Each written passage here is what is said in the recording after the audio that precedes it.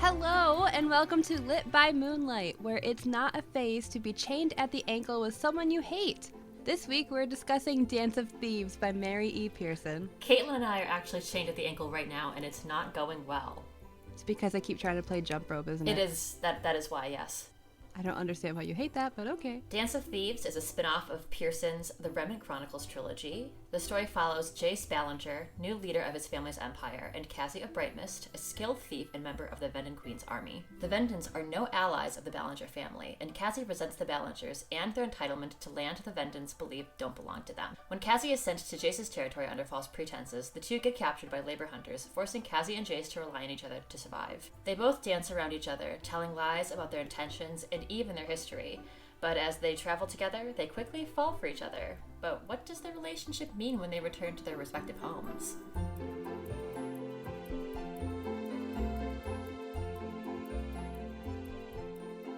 Hello everyone, my name is Emberlin and I'm wondering if Taylor Swift is planning to let Jack Antonoff out of her basement for the release of her 10th album. Who's Jack Antonoff? It is one of her producers, and he's also part of Bleachers, which is an artist that I really like. Yeah. I'm telling you, though, she keeps him locked in there. That's when he gets all his best work done for her albums, and I feel like... she better let him out, because she needs to release that album. My name is Kaitlin, and I had a funeral for a bird this morning. Say more about that. So last night, a bird, sadly... didn't see where he was going and ran right into our window.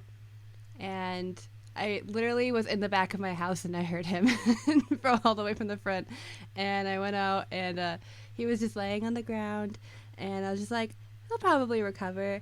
And then I woke up this morning and he was still there and not, doing the whole living thing anymore. So I thought, all right, I'm going to give this guy like a better resting place. And so I took a little shovel and I took him out to my backwoods and I was like, I can't just like throw him.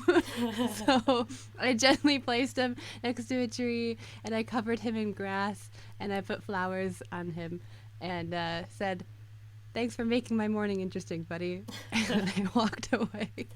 That is so incredibly sad. Yeah, I took a picture of it because they were pretty flowers. You took a picture of the bird corpse. No, not the bird corpse. Oh, his memorial. Just the flowers. Gotcha. I wouldn't do that. Maybe I'll share it to our social media. One day, someone's gonna be going through your phone and they're gonna be like, "Why is there a dead bird on your photos?" This girl's got weird hobbies. Oh, so did you know that Dance of Thieves was actually part of the Remnant Chronicles universe? Because I sure didn't until I was looking up spoiler-free reviews of the book. I very much did not, and I don't even know what that is. Do you know what that is?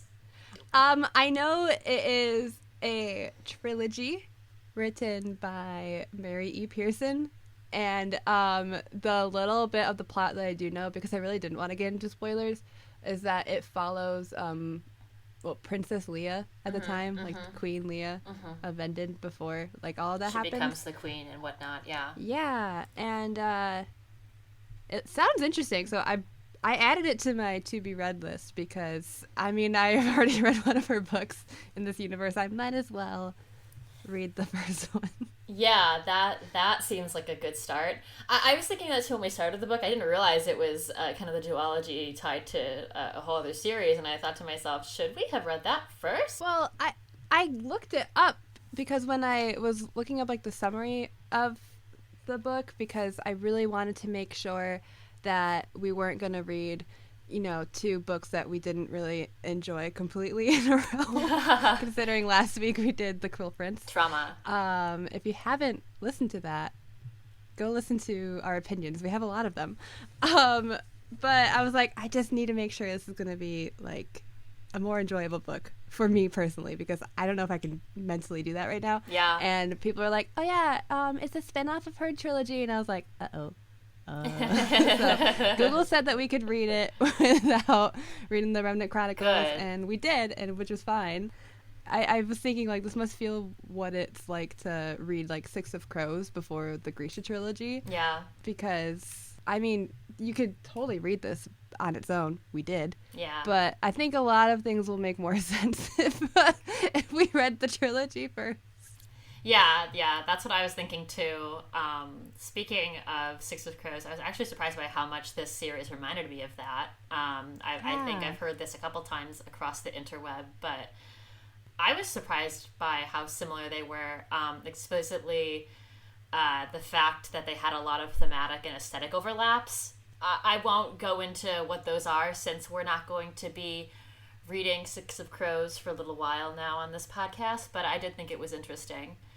What did you think about the fact that they had some similarities in some of their aesthetics, those books? Oh, I think it really helped me like this book more because not to go on a full deep dive of Six of Crows, but that is my most favorite book ever.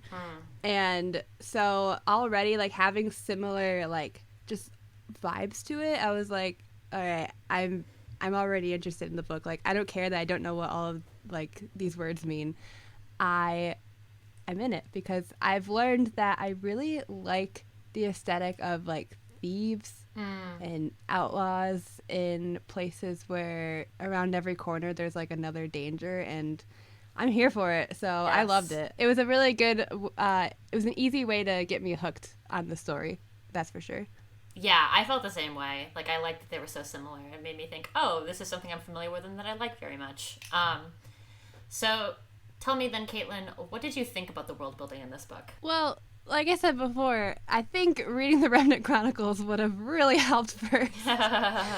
Because, like, immediately the book started using words and places like Sentinel Valley and Vagabond and Vendon, and I was like, huh? Yeah. And Sentinel Valley wasn't even on the map that's provided, so I was like, where are we? Like, I need to know where we are. I don't know what's going on. But, like, I mean, the book, it gives you enough context clues to, like, I wasn't, like, lost in translation or anything. Like, I was able to figure out what all the funny words meant.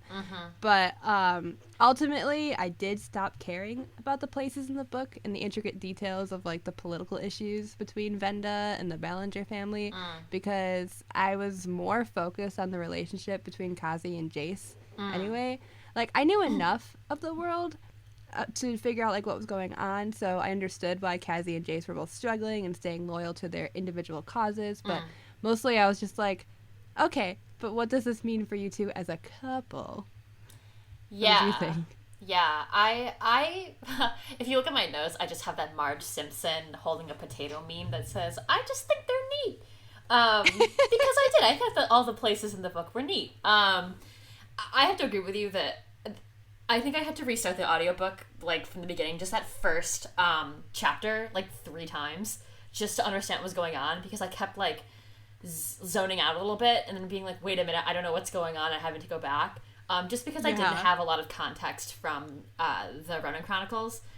But with that in mind, I did think that a lot of it was very interesting. I thought that some of the discussions of, like, magic were a little vague. For example, the fact that Kazi can or may be able to sense and listen to ghosts, and I'm still, like, 50% unclear about whether or not everybody else in the book has that ability. I think it's, like, I think all of the magic is super vague in this story, and again, if we read the trilogy that came before, it probably would have made more sense. But, but I think it's more of just, I almost didn't mind it because I think if it got almost a little bit too involved in the magic, I would have gotten a little confused because, like, I already didn't quite grasp the world yet.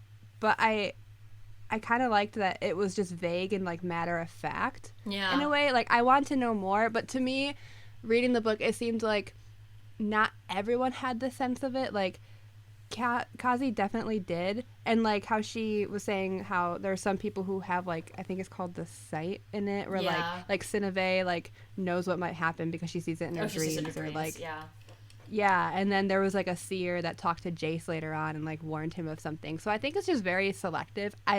What the qualifications are to have these powers, I have no idea, but I think it's just some people do, some people don't, and that's about as general as I could get about it.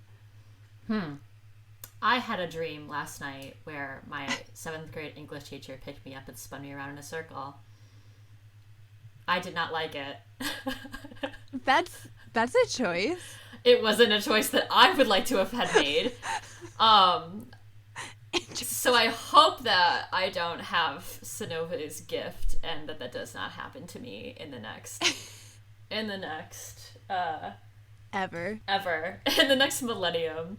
There is also that theory that, you know, your dreams are portals to other universes.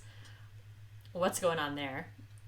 That's what I'd like to know. What's going on in that universe? Really good question. Apparently in that universe I'm still having dreams about like high school, so yeah, I have the same. We're gonna go off on a tangent for a second, but I don't know about you. I've told you this before, but I think everybody needs to know this. I have the same dream like every couple of months where I'm in my High School Musical and I'm the lead and I forget to come to all the practices, so I show up on opening night. But let's be clear, I'm not in high school. I'm 24. And when I show up there, they give me the script. I have to learn all of the lines immediately, and then when I get out on stage, everyone in the crowd is naked. And I've had some rendition of that dream like once a month for the past like 4 or 5 months. What does it mean? I don't know. I wish I could tell you. My dreams are all over the place, very vivid, every single night, and I remember all of them. So yeah, same. Sometimes I wish I had the monotony of your dreams. They're not enjoyable. I woke up after my 7th grade English teacher put me down. And there was just sweat dripping down my back from. I woke up in that dream gave me night terrors. No offense to my 7th grade English teacher, but it was not consensual. Anyway. We'll probably cut all of this out, but anyway. Yes. Just in case our 7th grade English teacher listens to this. I actually hope he listens. I want him to know that I'm thinking of him, and I hope he's safe and well. And I wish he put me down. Please stop spitting me.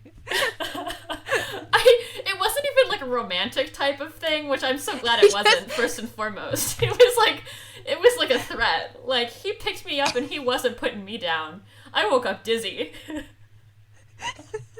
thought I was gonna throw up last night's dinner. Tell me about the symbolism of this book. He was like, Emberlin, your final project for 7th grade humanities is late. And he picks me up and he spits me and then throws me into a wall. You can F in the court. Yeah. Oh, man. Anyway. So, was there a specific moment that hooked you for Dance of Thieves? There were two. The first for me was when Cassie juggles the orange and slips away a few for the Vendon settlers. I thought that was such a neat little touch, and it made her character interesting for me, because I think when I start a lot of these books, since we've been reading so many fantasy books, I'm like, okay, the female protagonist is here, what about her? And then occasionally, when I'm lucky, the narrator shows me something interesting about her that I really like that she can juggle, and she likes to, steal oranges from merchants, which is neat. And I also feel like there's clear imagery and symbols and icons in this book that have deeper meaning that I really enjoyed. I really love that when books do that. So, for example, the orange I felt was clearly a symbol of wealth, not just in the monetary sense, but in terms of wealth and love and family and community. It's something that Cassie longs for. She loves oranges. They're her favorite, but she's only ever had it fleetingly. She can give it away to others, and she does, as she does in this scene, but doesn't find that for herself until later in the book. I really like that. We had another English teacher. Not the one that picked you up and spun you around in your dreams. Yeah, not that one. In high school, that absolutely loves to find the symbolism in books, and I hope she's so proud of me right now. Mrs. Mercurial, my beloved. I loved her so much. She would be so proud of you right now, your symbolism. I hope so. Yeah, if I had a nickel for every time a piece of media made me feel emotional about oranges, I would have 2 nickels, which isn't a lot, but it's weird that it happened twice. It's an odd one. One of them being this book, and the other being Our Flag Means Death. Again, not sponsored, just would really like that show to be removed. I'm really upset. I'm gonna be so pissed if like they renew it before these episodes air. So if you are a listener at home listening to this after it's been renewed, then I'm so happy for you. But if it still hasn't been renewed at the time you're listening to this, then you should start a coup. And know that when it is renewed and we find out, we will be mentioning it in this podcast. We will be saying a lot of things. It's just an underlying about thread. Yeah, the underlying thread is we are bingo boingo insane for this show. Yeah. So that was the first. And then also when Cassie shares a riddle with Jace about the moon, and I have that riddle for you here. My face is full, but also slight, pale in the bright of light, whisper sweet to the forest owl, kiss the air with the wolf's sad howl. Eyes follow me from sea to sea, yet alone in this world I will ever be. Kaitlin is just like shutting her eyes and like processing that. I was listening to this while I was out for a walk last weekend, and I literally had to stop walking and just like stand in the middle of the sidewalk in northwestern DC because I like had to catch my breath. Are you crying? Moon riddle. I think she's crying. She is crying. Listen. That part got me good. Yeah. Okay. I think it was the first time I cried not even 100 pages into a book. Because usually I have to spend a little more time with the characters. But this scene, like it is once again now, made me cry. Like I think it's because one, love the moon. Yeah. 2, love the moon. I don't know if you've noticed our title, but it is called Lit by Moonlight. Yes. There are reasons for it. Anyway, I really love the moon and space and stars, and they make me emotional in a way that I cannot put into words yet. So that element, and just the fact that Jace knew there was something up with Kazi, why she couldn't sleep, and so he notices that and just asks her to tell him riddles, and she eventually she tells him all these riddles, and then she eventually falls asleep. And just the way he helps her without her necessarily picking up on it right away, and just the subtlety of it, of him doing it and not being like, I'm going to help you do this. He's just like, we're going to make this casual so we both feel comfortable and you can finally sleep. It just, even if he doesn't know the reason why she can't sleep underneath an open sky, it makes me feel so soft. Yes. And cry. Yes. Yes. Yes. That was also, yes. That's all? That's definitely, that's all, yes. So that definitely helped me really get into the book, and I was like, oh, I think I like these two. But my true hook is when Kazi gets uneasy looking up at the sky, and she says, I saw a dizzying sky of stars meeting an infinite empty plain. And Jace recognizes that something bad had happened to her, and that made her react so badly, all the openness of the sky and the plains. And so he tells her, hold on to me, let me show you the stars. And when I read that, I was actually listening to the audiobook and I was doing the dishes, and when he said, let me show you the stars, I nearly broke a mug because it made me go, ah! And then he proceeded to tell her all the stories behind all of the constellations that he can see. And because he does that for her, Kazi notes, soon the whole sky was not a sky at all, but a dark parchment of glittering stories, each one connected to the next. He takes something that was so scary for her and makes it beautiful. And to me, that's the way of saying I love you without saying the words I love you, which is something I've always adored in literature and in real life. So that's where I was like, yep, we're in it. Oh, now she looks like she's crying. I'm pouting because I feel like any type of metaphor that has to do with the sky, the night sky particularly, just really does it for me. Just really does it for me. Yeah. I could go on and on about the stars. Yeah, go off about it. In this essay, I Space. will. The final frontier. So, what song would get stuck in your head as you were traveling while chained to your lover? Because mine would be The Chain by Fleetwood Mac for obvious reasons. Yeah, no, I think that works here. I think I said that. What did I say that for? Another book recently. I think it works. It works so well for any situation where there's some tense feelings between the main characters. Yeah. It's just the perfect going into battle song. Great choice. Or if The Chain keep you together. Wow. Uh-oh. Again, this is why you're making Mrs. Mercurial proud with all the symbolism, and I'm like, there's a literal chain keeping them together. There are moments like this when I think if there were psychiatrists here observing my behavior, they would just shake their heads. They'd be like, they would pick you up and spin you. Poor thing, she doesn't know what's going on. I had to think about this because I just read this question. I didn't have anything prepared to answer, and I have a good one. Yeah. But I want to tell you my hilarious one first, and it's that song. Okay. It's in When Harry Met Sally. Called You Say Potato, I say potato. You say tomato. That one, because it's just I don't know.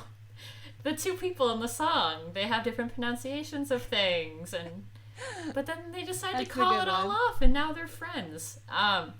So that's my little chuckle one. But my true one, I think, is "Kiss with a Fist" by Florence and the Machine, because they're kissing and they're also using their fists to punch each other upon occasion because they're enemies to lovers.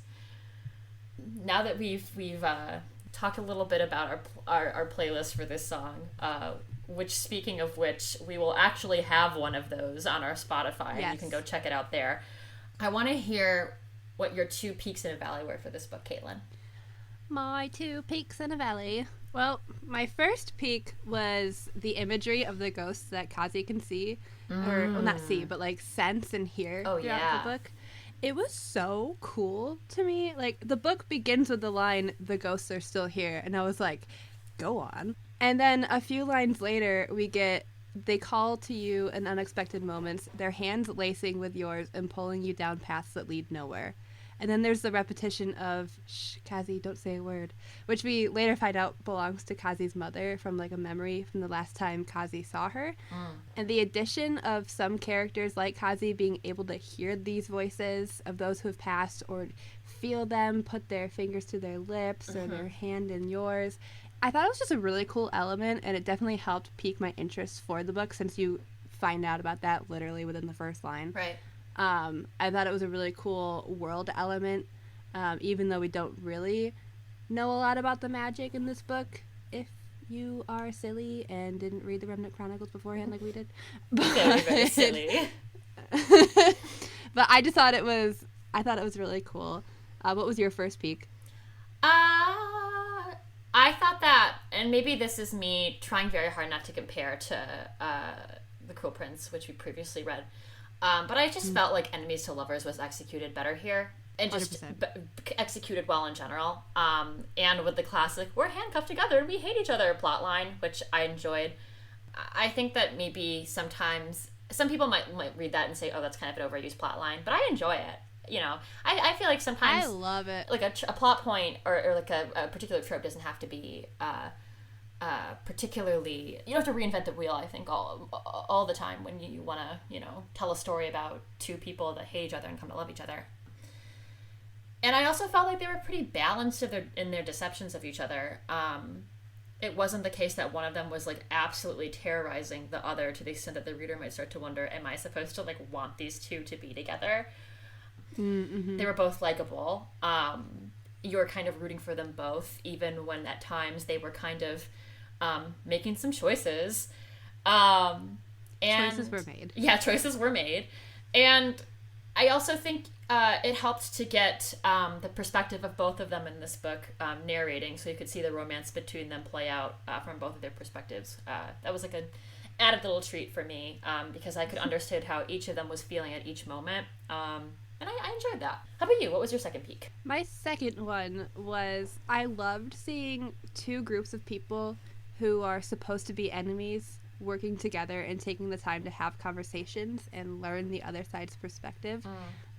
Which, of course, you get with Kazi and Jace because they are in an enemies to lovers relationship. Especially with Kazi learning the Ballinger history and rethinking what she has been taught about their country's history. And when Jace and his family rebuild the Vendon settlement that was destroyed, I love the moment when Jace tells Camus, who's like the leader of that settlement, kind of. Jace tells them about the Ballingers and how they have traditions, and Camus replies, "We have traditions too." You could tell Jace about them. So Jace and his brother Mason sit and they listen and they learn more about how the Vendon live and how little that they actually have. So he gives them more space and better soil to live on, and he even makes a vow to protect this settlement, which is something that's very important to him and his family, and how he vows to protect the children of Tor's Watch. Right. And I just love seeing people come together and work together and have conversations to understand each other better, instead of just reverting to arguments or fighting and like, oh, I hate you because I'm supposed to, and just being like, well, I was told this. What's your perspective? I thought that was really cool to see throughout the book. I think this is a thinly... What was your second one? First, I just want to acknowledge, I think this is a thinly veiled read that Kaitlin has given me to stop subtweeting Joanne Rowling. And it's not something I can comply with. I'm sorry, Joanne. You're going to have to... Oh, don't apologize. Keep blocking me each time I make a new Twitter account.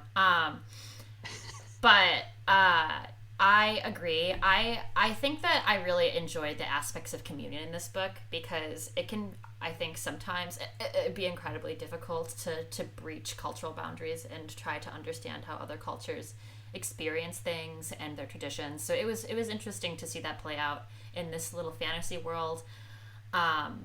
And I also thought it was interesting that there was maybe this third party in here that was kind of stirring things up between these two groups. That's not completely separate from the way that things work in real life, where there's always like somebody in there who's got a little extra influence and might be, pulling on people's strings a little bit to get them to have conflict. Having a silly, goofy time. Yeah. So that was neat to me as well. I think my second peak, to answer your question, is that this book just really surprised me in so many facets. It wasn't at all what I expected. I was just surprised by how much I liked it, how quickly I got through it. This book is like 700 pages, right? In print? 508. 508, okay. So, it's long. And I flowed through it so quickly. It may have just been because I was reading the audiobook, but there weren't necessarily any places where I felt like I needed to pause. And the plot progression made sense to me. It was something that I wasn't expecting to like very much after last week, after our last charade, but I did like it very much. The bar was low. The bar was low, but it succeeded. It succeeded. It did. It really did. Yeah. So tell me about your valley with this book. My valley was that I really wish Kazi and Jace didn't get together so quickly. Yeah. They kiss by page 113, and this book is 508 pages long. Which is awesome, but it was just so quick, and I love a slow burn. I live for the tension and moments that characters share before they get to the wait a minute, I like you, and then like before they kiss, because I love reading about two characters learning to work together, or just having moments like the moon riddle and helping each other heal their wounds with the wish stalk. Like I love those little things where it's just like, this is so sweet, and also you can cut the tension with a knife. Like it. Yeah. You're like, oh, what, they both want to kiss each other, but they're not gonna say anything. I love it. I live for it, and it always makes, like, when two characters do finally kiss or get together, it makes it so much better because they've spent so much time and so many moments building up to it. So I was really hoping, because I was loving those moments that Kazi and Jace were sharing together, where I could see them like in both of their perspectives being like, maybe I do like her, or maybe I should trust him a little bit more. And I was like, this is going to be great when they finally kiss. And then all of a sudden it's like, then his mouth was on mine. And I was like, already? They're doing this. I mean, like, I'm here for it, but already? So they didn't get to, in my opinion, they didn't spend that much time in the enemies part of their enemies to lovers dynamic. So I was a little disappointed by that, but... Yeah, no, I felt that way too. There were times when I was just like, "Oh, we're doing this. We're jumping right in, huh?" And I definitely I can see why like not every relationship has to be a slow burn, but I think in this case it would have made more sense because for my Valley, there were times when I just felt like the dialogue between Jace and Cassie was so on the nose it was almost cringy. Yeah. At one point they had dialogue that made me say aloud to the only other sentient being in my proximity, my cat, "Are you kidding me?" Manny doesn't get it either. It was like the type of, I can't even recall what was said, but it was the type of thing where if I heard a friend of mine and their partner say it in public, I would probably put them in timeout. I was like, whoa, whoa, whoa. So... I don't know. I think that's something that a lot of young adult authors struggle with, honestly. It's hard to create natural dialogue between two fantasy tweens, especially if you're not a tween and not living in a fantasy world. Also, if I may, on that same note, about some of the lines being on the nose, the children in this book, Jace's kid brother and sister, gave me my daily dose of birth control. There's just something about the way that adult authors write children to speak that really wiggles my wagon. Yeah. They were kind of like, Jace, oh my god, what did you do today? Do you like her? It's just like, no. I don't think my little brother ever acted like that when he was their age. My little sister bit my knee when I was a child. Just bit my leg right off while I was watching the Backyardigans. So, not the same. She got into the thick of it. She did. So, on that note of characters that we liked or didn't like, which character would you tell a riddle to help them fall asleep? I liked both Jace and Cassie as characters in this book.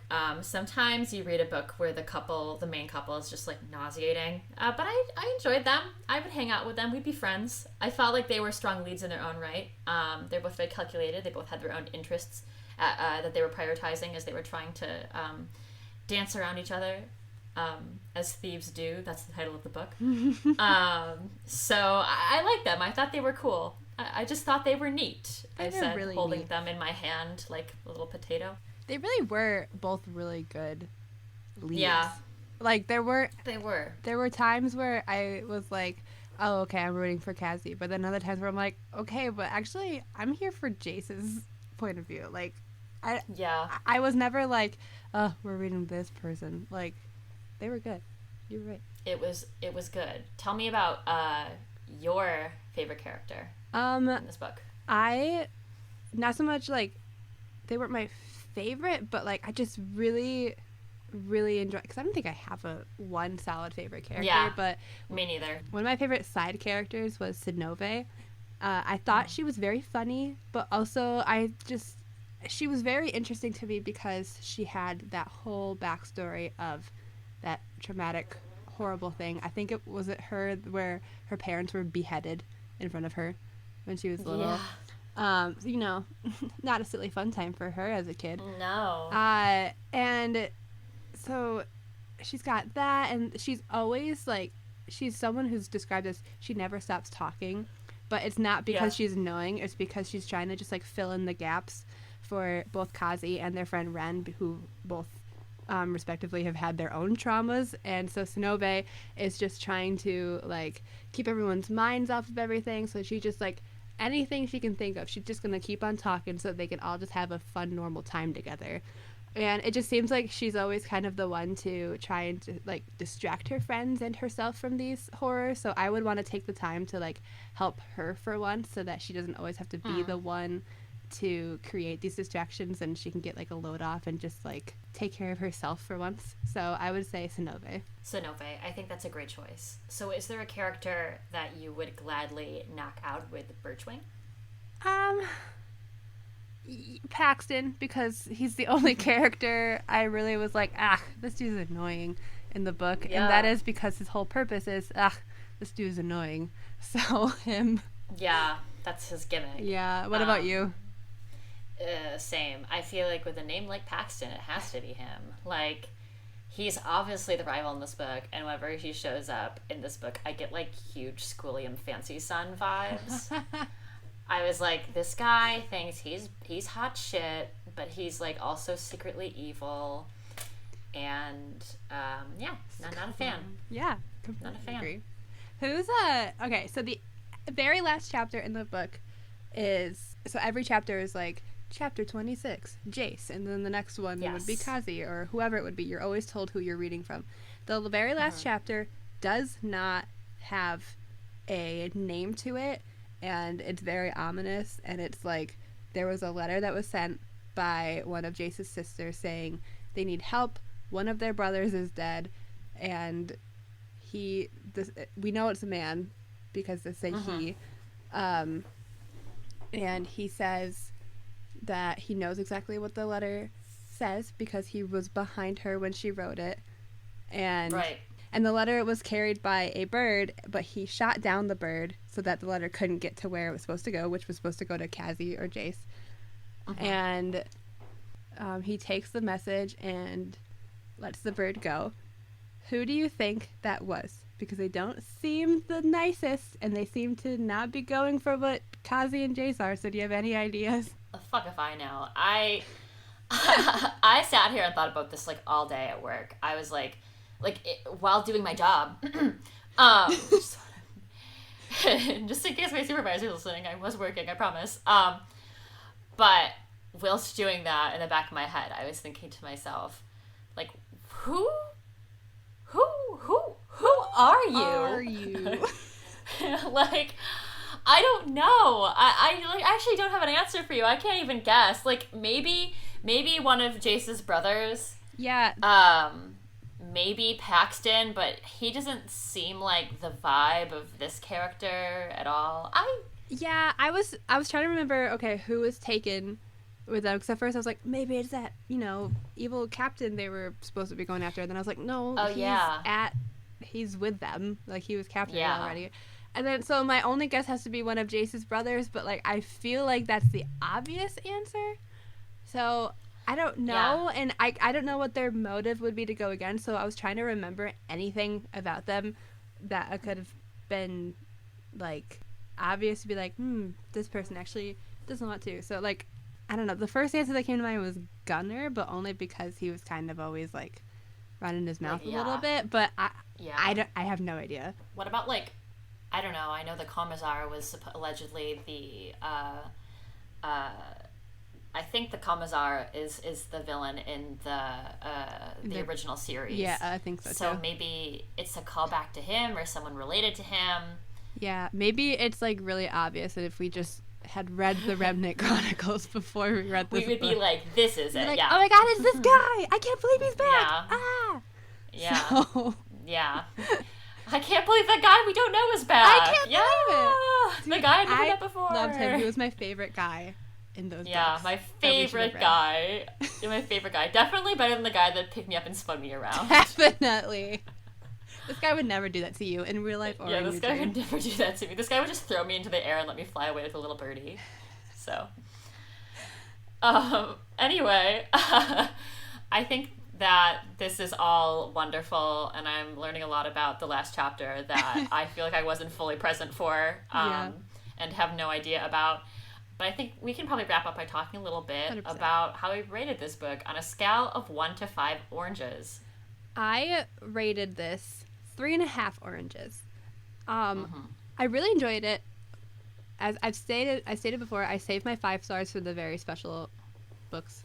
That just grip me. There's a system. So this one definitely wasn't a 5-star for me, but I gave it 3.5 because I really enjoyed the book, but I would have enjoyed it more if I understood the world better. And I can't completely blame that on not reading the Remnant Chronicles before this book, because this is a separate story. Like, I was looking it up. I was like, can I read this and not read the other ones? Like, like for Six of Crows, like for people who read Six of Crows before the Grecian trilogy. Like, you totally can. It just might make some things make a little bit more sense. Yeah. And I don't want to compare the two, but it's the only thing that I could really, like, kind of base it off of. But Right. I feel like I shouldn't have had to work so hard trying to fill in the gaps of this world. And I feel like the writing should have done that for me. So I felt like I never had a good grasp on how this world worked, despite it being based in the same universe. But it is a separate story. So I shouldn't have had to know who that guy from those books were.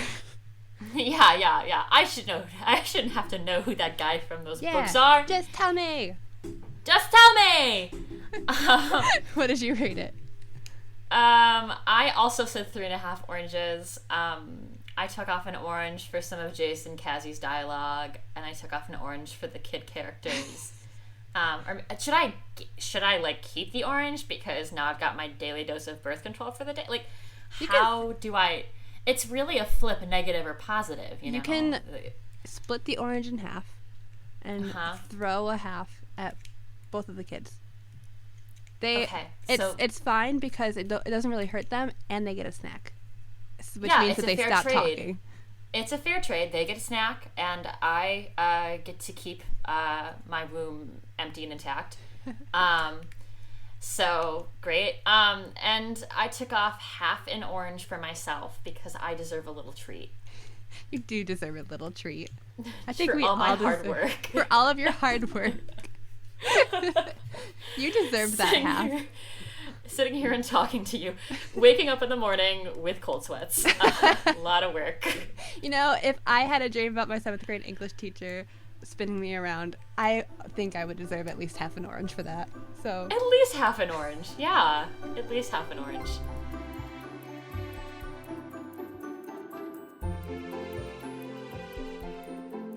Thanks for tuning in to our discussion of Dance of Thieves by Mary E. Pearson.